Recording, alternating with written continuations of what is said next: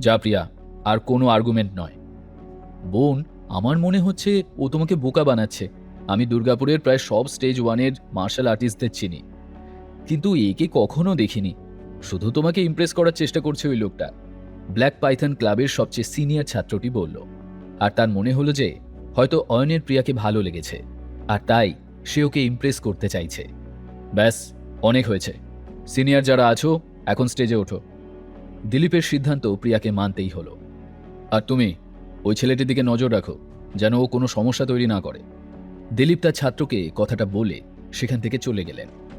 বোন, তুমি ওকে এখান থেকে চলে যেতে বলো। প্রিয়াকে কথাটা বলে সেই ছাত্রটিও সেখান থেকে চলে গেল।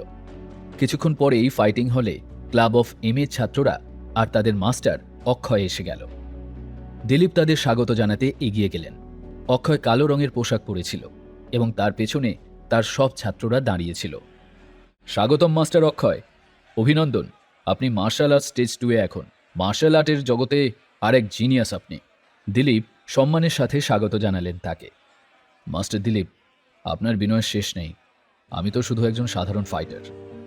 অক্ষয়ের কণ্ঠে বিনয় ঝরে পড়লেও তার মুখ চোখে কিন্তু গর্ব ফুটে উঠছিল। বিনয় করছেন আপনি, কিন্তু আপনি এই সম্মানের যোগ্য। মাস্টার অক্ষয়, ক্যান্টিনে খাবারও রয়েছে, আসুন আগে একটু খেয়ে নিন। দিলীপ হাসি মুখে বলল। মাস্টার দিলীপ, খাওয়ার তাড়া নেই, আমাদের সব মনোযোগ আসলে ফাইটেই থাকা উচিত। অক্ষয় বলল। মাস্টার অক্ষয়, খাওয়াটাও তো জরুরি। খাদ্য থেকেই এনার্জি আসে। খাবার তো একদম তৈরি আছে, আপনাদের একটু অপেক্ষা করতে হবে না। আমরা আপনার ছাত্রদের না খেয়েও হারাবো master Dilip, club of M এর একজন ছাত্র বলল। এটা শুনে দিলীপের মুখের হাসিটা যেন ফিকে হয়ে গেল একটু। এদিকে ব্ল্যাক পাইথন ক্লাবের ছাত্ররা বেজায় চটে গেল। ক্লাব অফ এম এর শক্তি বেশি হলেও এভাবে অন্যদের অপমান করার অধিকার তাদের কে দিয়েছে? মাস্টার দিলীপ, আগে আমরা ফাইটটাই করে নিই। বেশি সময় লাগবে না, মাত্র 10-15 মিনিটই লাগবে। তারপর আমরা আরাম করে গিয়ে খাবার খেয়ে নেব। এবার কথাটা অন্য এক ছাত্র বলল। কথাটা শুনে অক্ষয় কোনো রিয়্যাক্ট করল না ঠিকই, কিন্তু মনে মনে তার ছাত্রদের অ্যাটিটিউড দেখে খুব খুশি হল। অক্ষয় স্টেজ 2-এ ছিল, কিন্তু দিলীপ এখনও স্টেজ 1-এর ফাইনাল লেভেলে। তাই তার মনে হলো যে সে দিলীপের চেয়ে ওপরে আছে। ক্লাব অফ এম এর ছাত্রদের কথাবার্তা শুনে দিলীপ খুব রেগে গিয়েছিলেন, কিন্তু এত লোকের মধ্যে তিনি রাগ প্রকাশ করতে চাইলেন না। এইসব কথাবার্তার পর দুই দল ফাইটিং হলে ঢুকল, কিন্তু দিলীপের চোখ গিয়ে পড়ল প্রিয়া এবং অয়নের ওপর। এ এখনো এখানে রয়ে গেছে? দিলীপ তার ছাত্রকে জিজ্ঞাসা করলেন। মাস্টার, আমি ওকে চলে যেতে বলেছিলাম, জানি না কেন যায়নি। আমি আবার গিয়ে বলি? তার ছাত্র বলল। না, থাক, ওকে দেখতে দাও ক্লাব অফ এম এর ছাত্ররা কিভাবে লড়াই করে। তাহলে হয়তো অক্ষয়ের সাথে লড়াই করার জেদ থেকে সরবে ও। দিলীপ অয়নের আসল পরিচয়টা জানত না, তাই সে ওকে বাঁচাতে চাইছিল। ঠিক আছে মাস্টার। ছাত্রটি দিলীপের কথা মেনে নিল। আঙ্কেল, ফাইট শুরু হতে চলেছে, চলুন যাই। প্রিয়া অয়নের হাত ধরে স্টেজের দিকে টেনে নিয়ে গেল। ফাইটিং রিংটা ছিল সাধারণ বক্সিং রিংয়ের চেয়ে বড়। এটাকে স্টিল দিয়ে খুব শক্ত করে তৈরি করা হয়েছিল। অক্ষয় এবং দিলীপ সামনে দাঁড়িয়েছিল, আর বাকি সবাই তাদের গুরুদের পেছনে দাঁড়িয়েছিল। দিলীপ এবং অক্ষয় নিজেদের মধ্যে কথা বলছিল এবং তাদের ছাত্ররা নিজেদের সিকোয়েন্স ঠিক করছিল। ফাইটের নিয়ম খুবই সহজ। প্রতি টিম থেকে 5 জন করে ফাইটার খেলবে। যাদের 5 জন ফাইটার প্রথমে হেরে যাবে, সেই টিম ম্যাচও হেরে যাবে। আর যেহেতু এটি গ্যাম্বলার ফাইট, তাই কিছু না কিছু বাজি ধরতেই হবে। প্রতি বছরের মতো এই বছরও মার্শাল আর্টের সিটেই ছিল শর্ত। যে টিম জিতবে তারা অ্যাডমিশনের জন্য বেশি করে সিট পাবে এবং প্র্যাকটিস করার জন্য বেশি জায়গাও পাবে। গ্যাম্বলার ফাইটের এই নিয়ম সবাই জানত। দুই ক্লাবের সবচেয়ে পুরনো স্টুডেন্টরা তাদের গুরুদের কাছে কন্ট্রাক্ট পেপার নিয়ে এলো।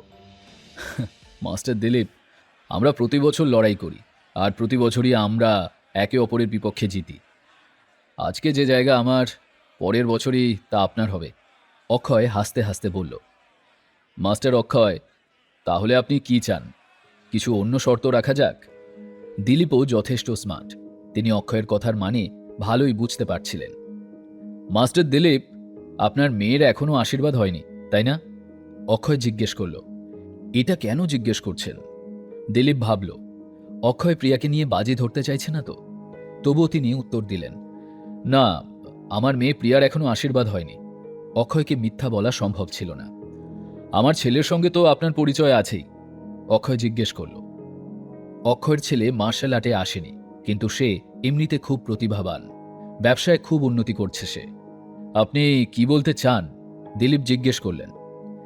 যদিও তিনি অক্ষয়ের ইঙ্গিত বুঝতেই পেরেছিলেন। ভাই দিলীপ, কি ভালোই না হবে যদি আমরা আত্মীয়তার বন্ধনে আবদ্ধ হয়ে যাই? অক্ষয় প্রিয়ার প্রতিভার কথা জানত, আর তার কাছে ছেলে মেয়ে সমানই ছিল। বিয়ের পর প্রিয়া তাদের পরিবারেরই একজন হয়ে যাবে, আর ভবিষ্যতে যখন অক্ষয় থাকবে না, তখন প্রিয়া তাদের পরিবারকে রক্ষাও করতে পারবে। ভাই অক্ষয়, আমি আপনার কথা বুঝতে পারছি, কিন্তু এখন সময় বদলে গেছে। আমাদের সিদ্ধান্তে কী বা এসে যায়? আজকাল বাচ্চারাই তাদের নিজের সিদ্ধান্ত নেয়।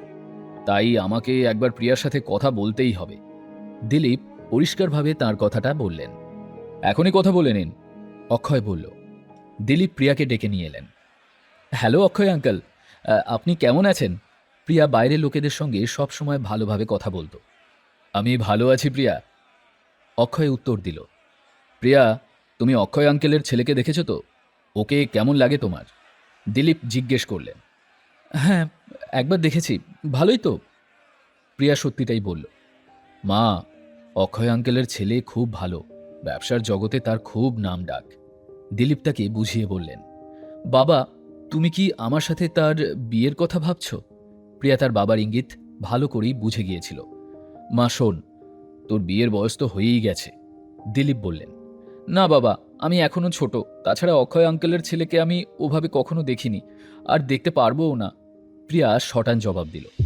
প্রিয়া, ভদ্রভাবে কথা বল, অক্ষয়ের ছেলে খুব ভালো, এমন ছেলে আর পাবি না তুই, দিলীপ বললেন। বাবা, প্রিয়া বলল। ঠিক আছে, যদি বিয়ে না করতে চাস তাহলে ফাইটারদের বল, যাতে তারা ভালোভাবে লড়াইটা করে আর জিততে পারে, না হলে আমি কিছু করতে পারবো না। ঠিক আছে, আমি ওই আঙ্কেলকে অনুরোধ করছি যাতে উনি আমার জন্য লড়াই করেন, প্রিয়া অয়নের দিকে ইঙ্গিত করে বলল। অয়ন কি প্রিয়ার জন্য লড়তে রাজি হবে? প্রিয়া কি এই বিয়েটা থেকে নিজেকে বাঁচাতে পারবে? জানতে হলে শুনতে থাকুন এই গল্পটি, শুধুমাত্র পকেট এফএমে। লিঙ্কটি রয়েছে ডেসক্রিপশনে।